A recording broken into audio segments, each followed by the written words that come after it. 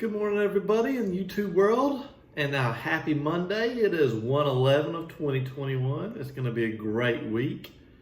And so today's video, if you click the link, then I guess that means you want to buy a house, you've thought about buying a house, or you have some kind of urge that you want to buy a house. So let's go through the steps on how to become a homeowner. It's a very exciting time in your life, and congratulations. I look forward to helping you. Anyways, let's get on to today's video. How to buy a home. The first question you have to ask yourself, do I want to rent or do I want to own? Like I made a video a few days ago, positives and negatives to both.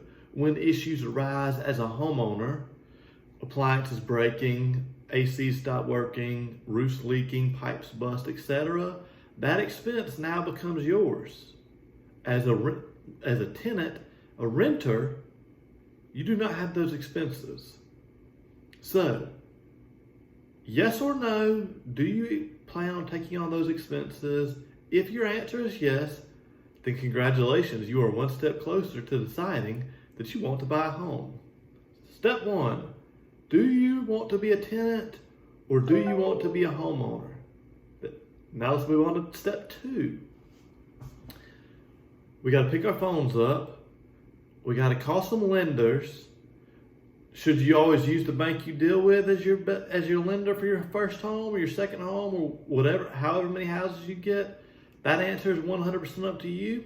Sometimes it is best to shop your rates and see what other people can do for you. Sometimes the independent loan originators are harder workers, or more willing to work with you to get your loan closed and to jump through any hoops, should there be hoops to jump through, which typically there is. And so sometimes the independent operators, the independent loan originators are the best way to go. But that option is 100% up to you. Call different lenders, call different lenders, and see which one's the best for you. I do not recommend calling and giving all of them your credit score because they do not do soft pulls, they do hard pulls, and you do not want your credit to get hit a bunch of times, but maybe you do. That's, once again, 100% up to you. Make your own decisions. That is step two, get pre-approved. Don't call a realtor or a home seller and say, hey, I want to go look at this house until you get pre-approved, because that's going to help you determine what your budget is. Number three, we've already been pre-approved. Congratulations, you are another step closer to buying a home. So, the bank told you what you're approved for. They said, you're approved up to this number, maybe a little over. Some realtors are going to tell you to go over.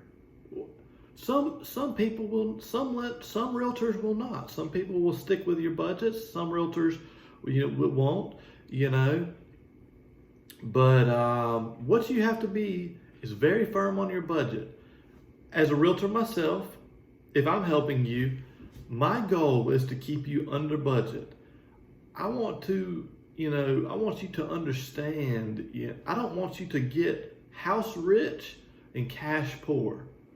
I want you to stay, you're going to have issues in the future financially that may arise. Hopefully they don't. Hopefully you have a perfect life. But in many instances, you might lose your job. You might get sick.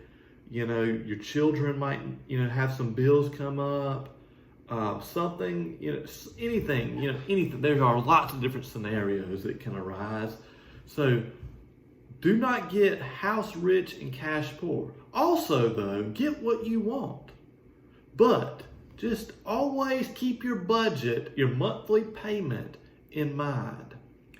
So that was step three, is do not go house rich, cash poor.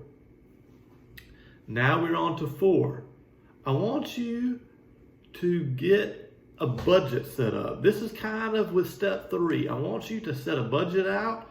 I want you to include your light bill, your car payments, your fun, eating out or groceries, any fun trips or adventures or whatever hobbies you have.